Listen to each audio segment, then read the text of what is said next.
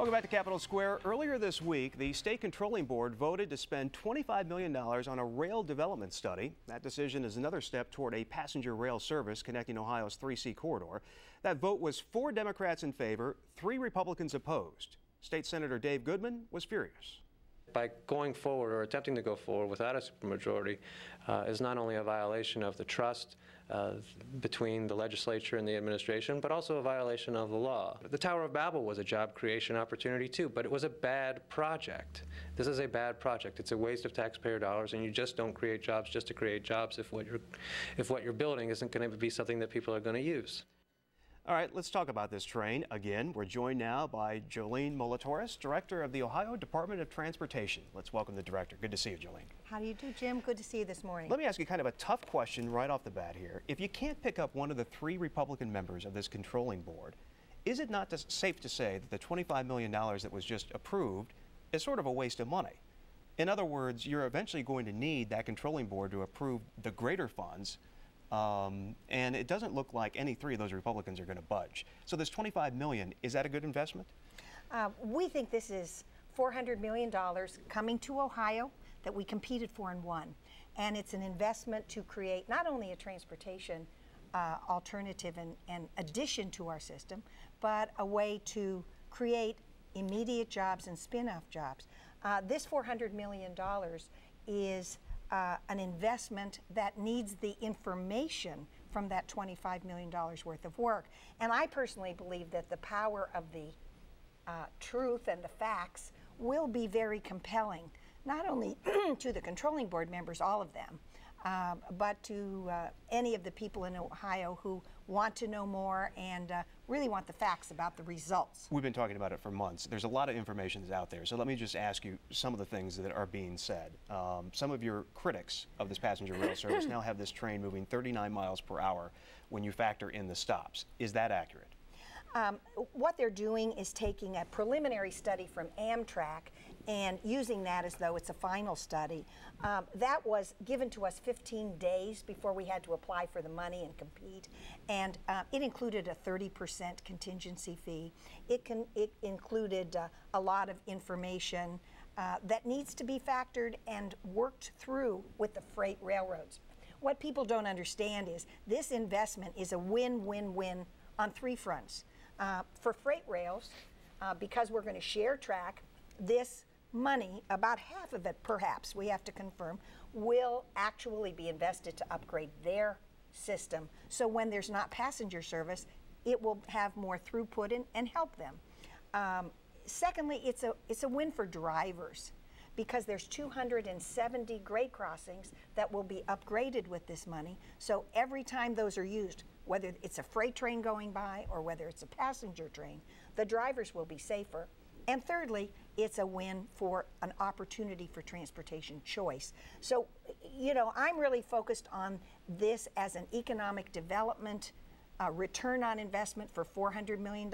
And the fact is, the $400 million must be spent on this. That's what we applied for and won. And that actually leads to just a follow-up question on that. Some people have suggested, look, take the $400 million and develop a leg of a truly high-speed train, maybe from Columbus to Cincinnati or Dayton to Cincinnati, but at least point to something that says high-speed new passenger rail service that everybody could kind of get in sort of a futuristic way, rather than kind of go back to the past of a slower moving train that, based on the hours of that Amtrak study, I mean, if you want to go to a sporting event in either Cincinnati or Cleveland, if you're in Columbus, you're going to have to leave during the game to get back, or you're going to have to spend the night. Was there any consideration of a true high-speed rail for that $400 million? We applied for the 3C corridor because it's actually in the law, you know. We wanted to follow the law as it's stated in the Ohio Revised Code, which says the first investment will be the 3C corridor. We also know from a body of work that this confluence of strong cities, Cleveland, Columbus, Dayton, Cincinnati, and some others, give us a tremendous return on investment. We know, according to the Amtrak study, and this will also be refined, that the first year of service, we'd be the 12th most used corridor in the nation. And the fact is, all the corridors in the 15 states around the nation that are investing in this, that have for 20 years, that are making money, growing jobs, growing companies. They're already doing it. We need jobs now. This is the place to start. It's a fiscally responsible way to begin, and you could not do true high-speed rail for $400 million. One of the things, I kind of hear this controversy. On one hand, I hear people who back the train saying, well, you know, we need to get some answers, and we might change things. We might tinker with things to make it more palatable, to make it more operational and get more people on board. But then I also hear other people, who are against the train, who say this is a bad idea from the get-go. It's too slow, it doesn't have enough stops, and all the other things. How much flexibility is there in changing the train to make it so that you can get more riders? Well, we think it's a remarkable thing to get 500,000 riders the first year, and those will just grow.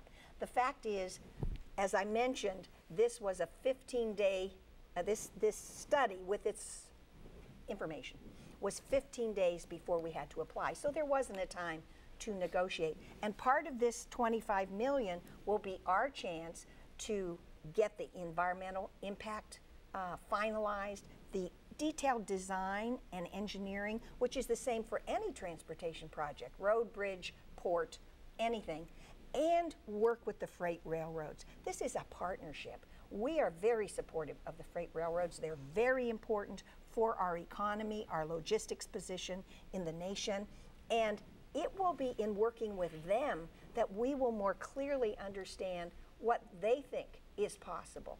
And so, you know, I believe we have a real opportunity. We have great, successful freight railroads. They know about dispatching, they know about operating trains, and I think they'll be and continue to be great partners.